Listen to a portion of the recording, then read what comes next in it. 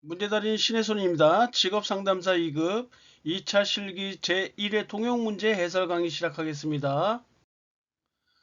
1번 아들러의 개인주의 상담에서 생활양식 4가지 유형을 쓰고 설명하시오. 아들러의 생활양식 4가지 유형은 우리 익히 했었던 것처럼 지, 기, 회, 사 이런 식으로 외웠어요. 그래서 지배형, 기생형, 회피형, 사회적으로 유용한 형.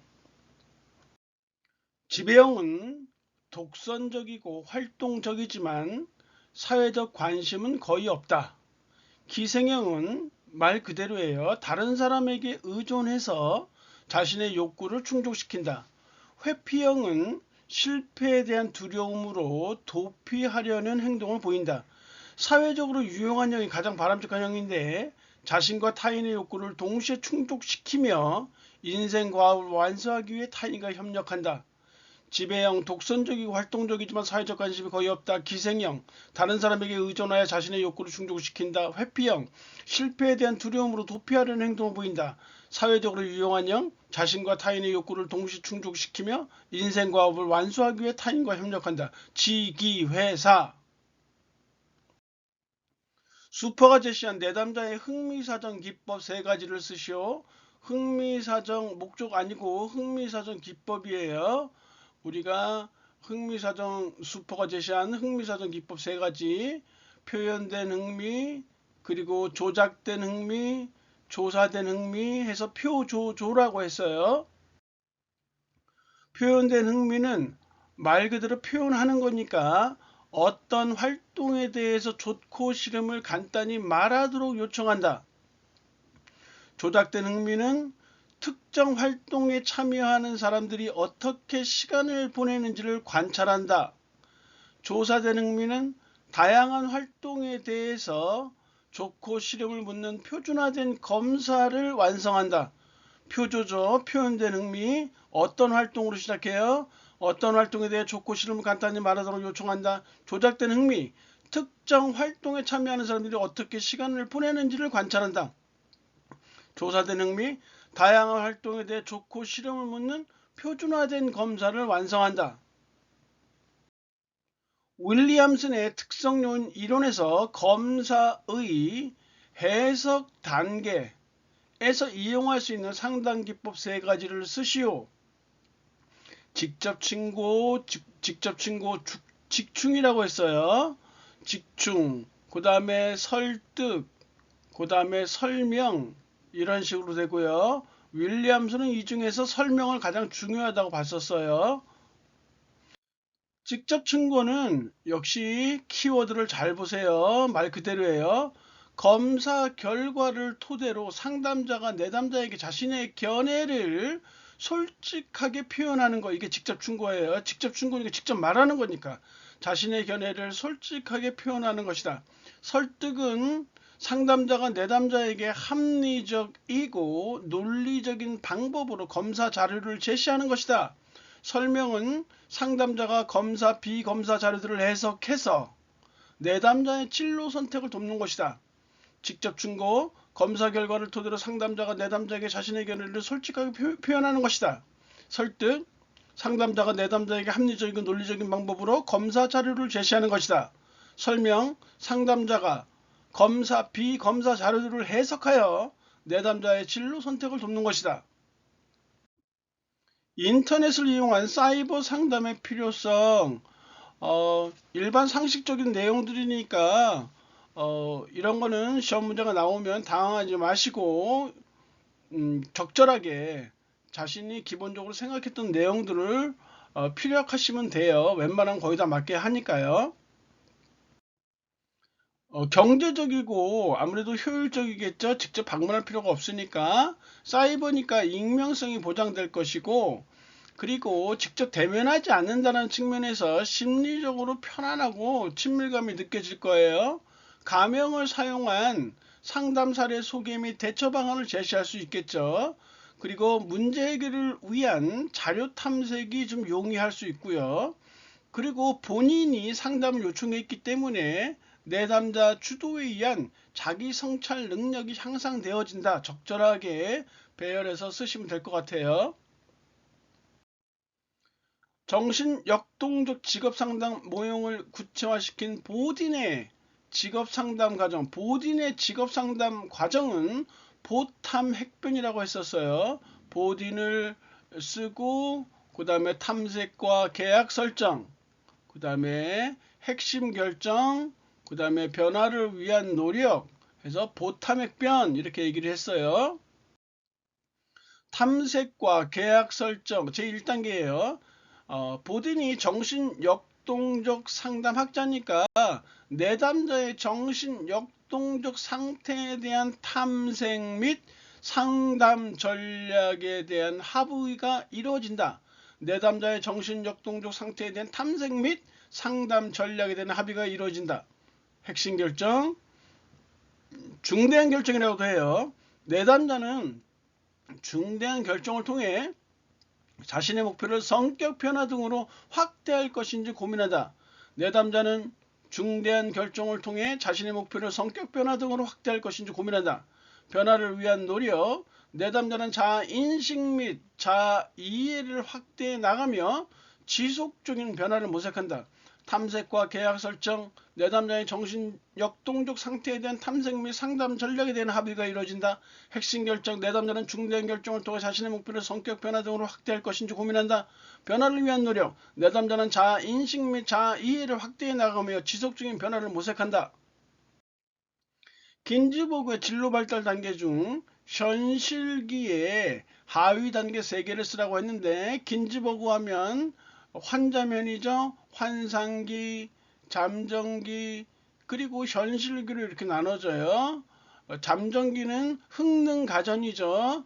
그래서 시험에는 현실기의 하위 단계가 많이 나오는데, 현실기의 하위 단계 3가지는 탐구특이라고 했었죠. 탐색 단계, 구체화 단계, 특수화 또는 정교화 단계 이렇게 했어요. 탐색 단계는 직업 선택의 다양한 가능성을 탐색하며 직업 선택의 기회와 경험을 갖기 위해 노력한다. 구체화 단계, 직업 목표를 구체화하며 자신의 결정과 관련된 내적, 외적 요인들을 종합한다. 특수화 단계 또는 정교화 단계, 자신의 결정에 대해서 세밀한 계획을 세우며 고도로 세분화, 전문화된 의사결정을 하게 된다. 탐색 단계 제1단계, 직업 선택의 다양한 가능성을 탐색하며 직업 선택의 기회와 경험을 갖기 위해 노력한다. 구체화 단계 제2단계, 직업 목표를 구체화하며 자신의 결정과 관련된 내적, 외적 요인들을 종합한다. 특수화 단계 제3단계, 자신의 결정에 대해 세밀한 계획을 세우며 고도로 세분화, 전문화된 의사결정을 하게 된다. 심리검사의 신뢰도에 영향을 주는 요인을 5가지 쓰시오. 여러가지 5개 중에서 개인차, 문항수 이런 것들, 문항 반응수 이런 것들이 있죠.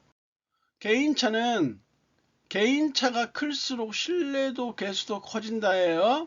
문항수가 많으면 신뢰도가 커지긴 하지만 정비례하여 커지진 않는다. 시험 문제 여러 차례 나왔던 것들이니까 신경 써야 돼요. 문항 반응수가 적정 수준을 초과하는 경우에는 신뢰도가 더 이상 올라가지 않고 평행선을 긋게 된다. 검사 유형, 속도 검사를 전후 반분법으로 추정할 경우에는 전후반 점수가 상관계수는 낮아진다. 왜냐하면 후반부로 갈수록 시간이 부족하니까 그냥 갖다 찍는다는 얘기죠. 신뢰도 추정 방법, 서로 다른 신뢰도 추정 방법에 따라 얻어진 신뢰도 개수는 각기 다르다. 당연하겠죠. 신뢰도 추정 방법이 다르면 신뢰도 개수 각기 다르겠죠. 개인차가 클수록 신뢰도 개수도 커진다. 문항수가 많아지면 신뢰도가 커지지만 정비례에 커지지 않는다. 문항반응수가 적정 수준을 초과하는 경우에 신뢰도는 평행선을 긋게 된다. 검사 유형, 속도 검사를 전후 반분법으로 추정할 경우 전후반 점수가 상관계수는 낮아진다. 신뢰도 추정 방법, 서로 다른 신뢰도 추정 방법에 따라 얻어진 신뢰도 개수는 각기 다르다. 진로 시간 전망 검사 중 코트리 원형 검사에서 시간 전망 개입의 3가지 방변통이라고 했었죠. 방향성, 변별성, 그리고 통합성으로 이렇게 3가지 나눠져요. 그래서 방변통은 이렇게 미미 이렇게 요 내용을 갖다 쓰면 되고, 변별성은 미개목 세 가지, 그 다음에 통합성은 현계진 이렇게 쓰면 된다고 했었어요. 그래서 미미, 미개목, 현계진. 방향성은 미래 지향성을 증진시키기 위해 미래에 대한 낙관적인 입장을 구성한다. 미미가 미래에 대한 방향 그리고 미래에 대한 희망을 심어준다 이 뜻이잖아요. 그러니까 미래 지향성을 증진시키기 위해서 미래에 대한 낙관적인 입장을 구성한다 이렇게 쓰면 되고, 변별성은 그대로 미개목을 그대로 쓰면 돼요. 미래를 현실처럼 느끼게 하고 미래 계획에 대한 긍정적 태도를 강화시키며 목표 설정을 신속히 하도록 한다. 통합성 현계진을 그대로 쓰면 돼요. 현재의 행동과 미래의 결과를 연결시키며 계획 기법의 연습을 통해서 진로 인식을 증진시킨다. 반분 신뢰도 추정을 위해 가장 많이 사용하는 방법 세 가지를 쓰고 설명하시오. 반분 신뢰도 추정을 위해서 가장 많이 사용하는 방법 세 가지는 전기짝이라고 했었죠. 전후절반법, 기후절반법, 짝진 임의배치법. 전후절반법이니까 전반부와 후반부로 반분하는 거죠. 기후절반법 마찬가지고요. 기수, 우수니까 한자말로 해서 홀수, 짝수니까 그걸 통해서 반분한다는 거예요. 전후절반법은 전체 검사를 문항 순서에 따라서 전반부와 후반부로 반분한다, 반분한다, 반분한다, 반분한다로 끝나는 거예요. 기후절반법은 전체 검사를 문항 번호에 따라 홀수와 짝수로 반분한다. 짝진 임의배치법은 전체 검사를 문항의 난이도와 문항과 총점 간의 상관계수를 토대로 반반한다. 전후절반법 전체 검사를 문항 순서에 따라 전반부와 후반부로 반분한다. 기후절반법 전체 검사를 문항 번호에 따라 홀수와 짝수로 반분한다. 짝진 임의배치법 전체 검사를 문항의 난이도와 문항과 총점 간의 상관계수를 토대로 반분한다. 역시 여러 차례 시험 문제 나왔어요. 면접 시 채점자 또는 평정자로 인해 발생하는 오차의 유형 세 가지를 쓰고 설명하시오. 후광 효과로 인한 오차. 요즘 어떤 노래 경연대회가 많이 열리고 있는데 거기서 심사위원들의 상황을 보면은 좀 매치가 될 거예요. 수검자의 인상이 좋으면 아무래도 점수를 잘 받을 가능성이 높겠죠. 수검자의 인상에서 비롯되는 오차가 후광 효과로 인한 오차예요. 그 다음에 관용의 오차는 가급적 후한 점수를 주려는 경향에서 비롯되는 오차. 채점자가 좀 약간 마음이 너그럽거나 약한 사람은 가급적 후한 점수를 주려고 하겠죠. 중앙집중 경향의 오차. 가급적 중간 점수를 주려는 경향에서 비롯되는 오차. 그래서 경연대회 같은 데서 제일 먼저 나온 사람들이 사실은 불리해요. 기준이 없기 때문에 뒤에 더 잘하는 사람이 나올 수도 있으니까 맨 처음 나온 사람들한테는 가급적 어떤 최고 점수를 주기 어려워요. 그런 맥락에서 살펴보시면 될 것 같아요.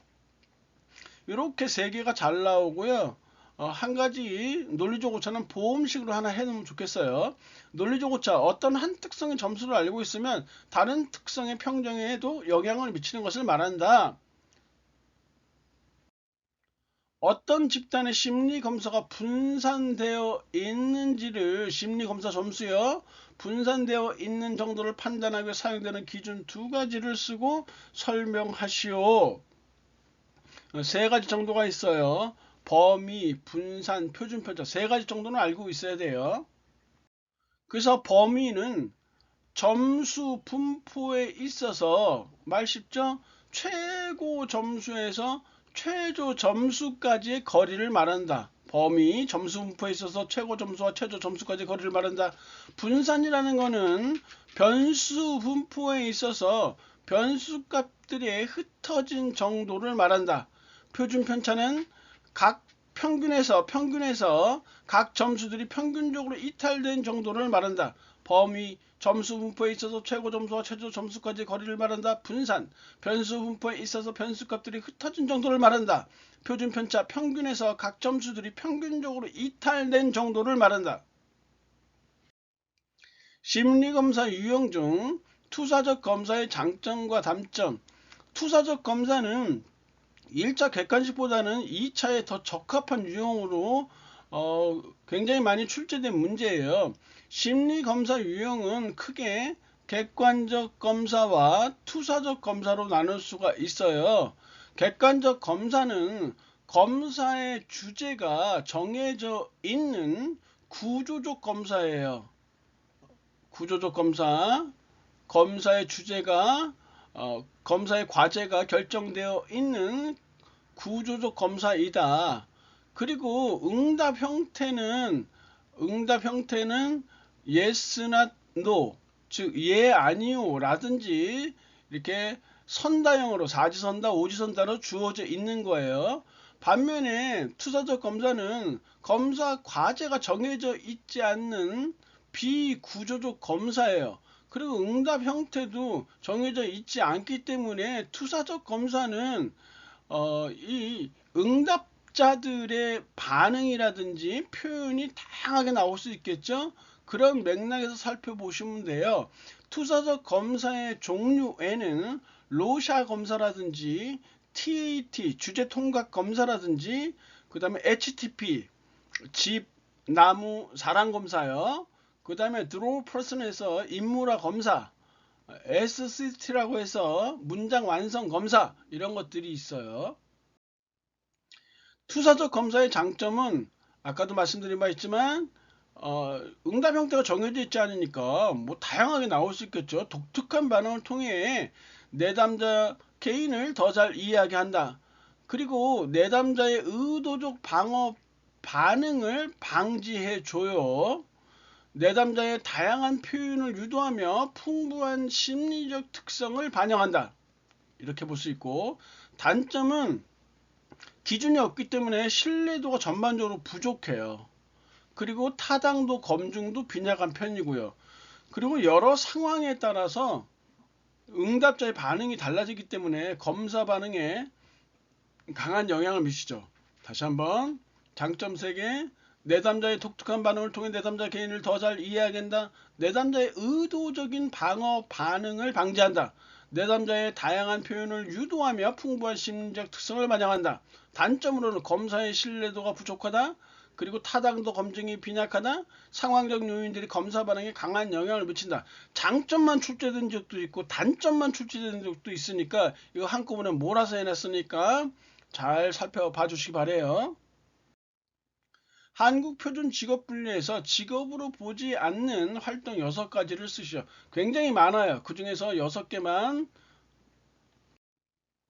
이자, 주식배당, 임대료 등과 같은 자산 수입이 있는 경우, 사회보장이나 민간보험에 의한 수입이 있는 경우, 배당금이나 주식투자에 의한 시세 차익이 있는 경우, 자기 집의 가사활동에 전념하는 경우, 교육기관에 재학하며 학습에만 전념하는 경우, 사회복지시설 수용자의 시설 내 경제활동. 다시 한번. 이자, 주식배당, 임대료 등과 같은 자산 수입이 있는 경우, 사회보장이나 민간보험에 의한 수입이 있는 경우, 배당금이나 주식투자에 의한 시세차익이 있는 경우, 자기 집의 가사활동에 전념하는 경우, 교육기관에 재학하며 학습에만 전념하는 경우, 사회복지시설 수용자의 시설 내 경제활동. 그 외에도 교도소에서 수용생활을 하는 그 수용자의 그런 노역활동 같은 거 또는 불법 활동에 의한 그런 것들은 전부 직업에 해당되지 않는다고 보시면 되고요. 답을 이렇게 6개로 제시해 놨으니까 이거 6개만 죽으라고 외우시면 돼요. 직업능력개발훈련의 구분 중 훈련 목적에 따른 훈련 목적과 훈련 실시 방법에 따른 종류가 있죠. 훈련 목적에 따라서는 양성훈련, 향상훈련, 전직훈련이 있고, 실시 방법에 따라서는 집체훈련, 현장훈련, 원격훈련, 혼합훈련 이렇게 있다고 했어요. 그래서 훈련 목적에 따라서 양성훈련은 기초적인 직무 수행 능력 습득을 위한 훈련이에요. 그러니까 처음 배우는 사람, 향상훈련은 이미 양성을 통해서 기초적 직무 수행 능력을 가진 사람의 지식, 기능 향상을 도모하기 위한 훈련이에요.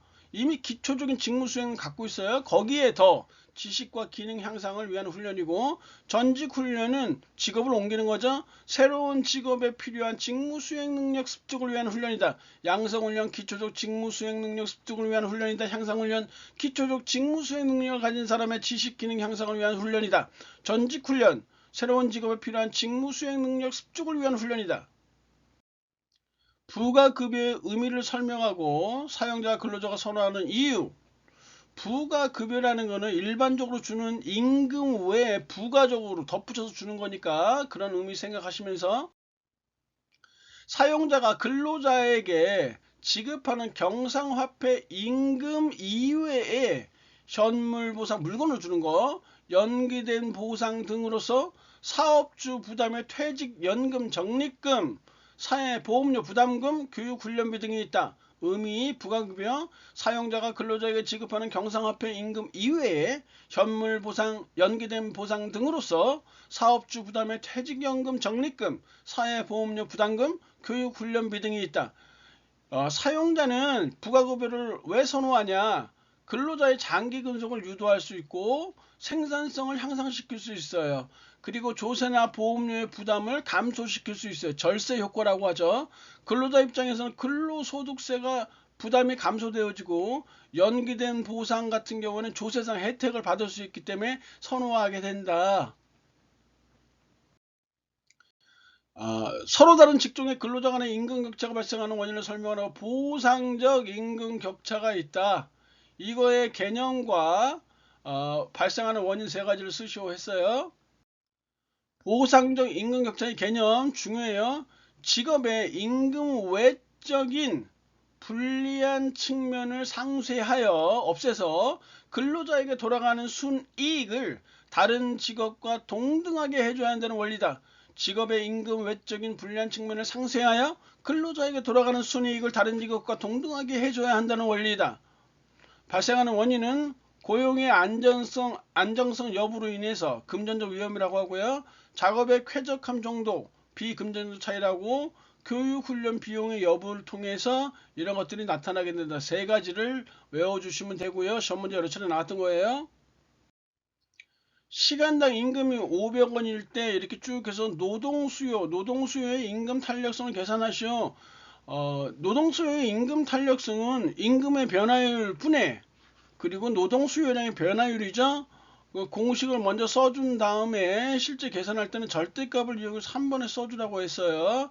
임금의 변화율이니까 원래 임금이 500원, 그리고 변화된 임금이 지금 400원으로 감소했죠. 그래서 400 마이너스 500 이렇게 하시면 되고, 1000명을 원래는 1000명을 고용했다고 했으니까 1000명 이렇게 쓰시면 되고, 400원으로 감소해서 1100명이니까 1100명 마이너스 이렇게 1000명 이렇게 하시면 되죠. 요 그 비율이기 때문에 곱하기 100 빠뜨리지 마시고 꼭 써주셔야 돼요. 이렇게 계산해서 어차피 100은 약분될 것이니까 여기는 500분의 마이너스 100이니까 5분의 마이너스 1 될 것이고 100은 약분됐고요. 그리고 여기는 1000분의 100이니까 10분의 1이 되겠죠. 이렇게 내항은 내항끼리 곱해서 분모로 가시면 돼요. 그래서 마이너스 10이 되고요. 마이너스 10이 되고, 외항은 외항끼리 곱해서 5가 되겠죠. 이렇게. 그러면 마이너스 2분의 1이잖아요. 마이너스 2분의 1이 되고, 절대값 띄면은 0.5. 이렇게 해서 노동수요 임금 탄력성은 0.5다 이렇게 계산하시면 되는 거예요. 그래서 공식 먼저 이렇게 딱 써주시고, 그리고 이렇게 번분수 이렇게 절대값 씌워주시고 이렇게 나눠주시면 돼요. 이렇게 칸막이 이렇게 해주시고, 그래서 여기서 이렇게 그러므로 노동수요의 임금 탄력성은 0.5이다 이렇게 쓰시면 돼요. 고용정보를 미시정보와 거시정보로 나누어 그 예를 각각 2개씩 설명하시오. 고용정보의 미시정보는 구인 및 구직정보, 자격정보, 훈련정보 이렇게 2개씩 넉넉하게 3개 해놨으니까 여기서 2개 잡으시면 되고, 거시정보는 노동시장 동향과 직종별, 업종별, 인력수급 현황, 미래의 직업별 고용전망 자료 역시 이렇게 3개 써놨으니까 여기서 2개씩 잡아 쓰시면 되고, 여분으로 하나씩 이렇게 3개씩은 외워두세요. 3개 나올 수도 있으니까. 정신분석적 상담에서 성격의 3요소를 쓰시오. 정신분석적 상담에서 성격의 3요소 하면 원초와 자아, 초자아 쓰시면 돼요. 그래서 원초와는 본능이라고 보시면 되는 거예요. 쾌락의 원리에 따르며 현실적 여건을 고려하지 않고 즉각적으로 욕구를 충족시키고자 한다. 본능에 따라서 움직이는 원초하거나 이렇게 생각하시면 돼요. 자아는 현실의 원리에 따르면 어느 정도 이성이 들어가 있어요. 현실적 여건을 고려하여 욕구를 지연시키며 행동을 통제한다. 초자는 도덕의 원리에 따르며 행동의 옳고 그름을 판단하는 도덕적 규범이나 가치관에 따라 기능한다. 원초와 쾌락의 원리에 따르며 현실적 여건을 고려하지 않고 즉각적으로 욕구를 충족시키고자 한다. 자, 현실의 원리에 따르며 현실적 여건을 고려하여 욕구를 지연시키며 행동을 통제한다. 초자는 도덕의 원리에 따르며 행동의 옳고 그름을 판단하는 도덕적 규범이나 가치관에 따라 기능한다. 로의 부모와 자녀의 관계 유형을 3가지 쓰시오 했는데, 로의 부모와 자녀의 관계 유형은 수용형, 그 다음에 정서, 집중형, 그 다음에 회피형, 이렇게 크게 3가지로 이렇게 나눠져요. 그럼 요것만 이렇게 쓰시면 되는데, 거기에 대한 설명을 이렇게 써요. 수용형은 크게 나누면 애정형과 무관심으로 나눠지고, 이 정서 집중형은 과보호와 과요구로 나눠지며, 그리고 회피형은 무시형과 거부형으로 이렇게 나누어져요. 이 과보호나 과요구 같은 거는 우리 예전에 했던 드라마 중에서 스카이 캐슬이라는 드라마를 보면은 거기서 좀 부모들의 유형이 나올 거예요. 애정형은 아주 이상적인 부모죠. 자녀를 이성과 애정으로 대하며 자녀 요구에 잘 응하고 독립심도 길러준다. 무관심형은 수용적으로 대하긴 하지만 자녀의 요구에 민감하지 않고 어떤 것을 잘 하도록 강요도 하지 않는다. 애정형 바로 밑이라고 보시면 되겠네요. 정서 집중형, 과보호형은 자녀를 지나치게 보호함으로써 의존심을 키우게 되고, 과요구형은 자녀가 남보다 뛰어나기를 원해서 무리한 요구, 무리한 훈련, 무리한 트레이닝을 시키는 거예요. 회피형은 최악이죠. 요즘 TV에서 정말 끔찍한 일들이 많이 발생하는데 어떻게 그럴 수가 있을까? 자기 자식, 아니, 자기 자식이 아니라도 그렇지. 근데 거기에 자기 자식도 그렇게 학대하는 부모들이 좀 정말 이해가 안 가는 상황이에요. 이해해서도 안 되고요. 무시형을 볼까요? 자녀와 접촉하지 않으려 하고 부모로서의 책임을 회피하는 유형이 무시형이에요. 이 거부형은 아주 최악이야. 이런 놈 최악이야, 최악. 자녀에 대해 냉담하여 자녀의 의견을 무시하고 자주 지적하며 욕구를 충족시켜 주려고 하지도 않아요. 자녀의 욕구를 충족시켜 주려고 하지면서 자녀의 냉담하고 자녀의 의견을 무시하고, 아무튼 로의 이런 자녀에 대한 부모의 자녀에 대한 관계, 수용형, 정서 집중형, 회피형 이렇게 3개가 있다는 거 알아두시면 되겠네요. 강의 진행 고생하셨고요. 다음 시간에 뵙겠습니다. 감사합니다.